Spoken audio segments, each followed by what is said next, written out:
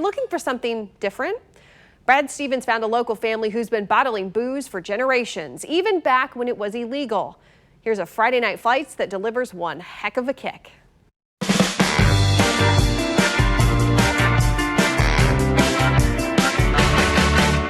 I can tell you about what I've done. This is Jeff Evans' baby. Everything you see here, I've made. This is all mine. All my design, all my things. No, you I built created all all this. this? I built all of it. And Jeff's baby packs quite a punch. It's almost like, they're living and breathing. They are living and breathing. Sometimes they'll like pop up and down like chitty chitty bang bang. It's a good time. His series of stills are cranking out American agave spirits. Agave spirit is similar to a tequila and mezcal, but we're making that in Kansas City. We do all of our fermentation, distillation, and bottling here in this building. Mean Mule Distilling has been making agave spirits in the Crossroads since 2016. Even though their agave comes straight from Jalisco, Mexico, and their finished product tastes like tequila, you can't technically call it tequila because it's made in the U.S. They're one of only a handful of distillers making agave spirits in America. We're one of about 4 in the nation. We're the only one in the Midwest.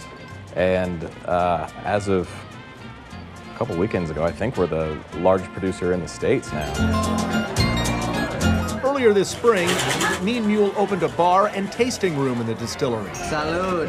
It was delicious, actually. I don't usually like a lot of liquor just like in your face like a true mezcal is, but it was actually drinkable and it was actually enjoyable. It's really awesome that these guys are doing it here in Missouri and keeping it local. I love that. So what about their name, Mean Mule, and the story behind it? That is a true story. Jeff's wife, Meg, is the chief operating officer at Mean Mule. Wow. She comes from a family that had been in the distilling business for 5 generations. As Meg tells it, when her grandma Lillian was a little girl growing up on this farm near Hermann, Missouri, her family ran an illegal still during Prohibition. They got word that government men were coming to smash the still.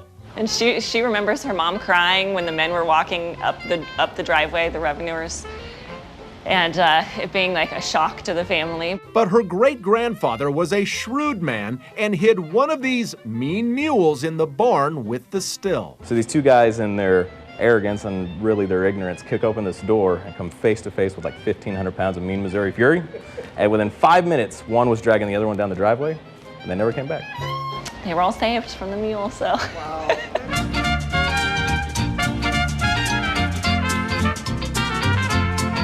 And with that, the story is now living history. So we're called the Mean Mule Distilling Company because on that day, only one thing could save 5 generations of distilling tradition. One mean mule. Cheers. And next week, Friday Night Flights will show us why local distillery Restless Spirits is hitting a home run with Major League Baseball.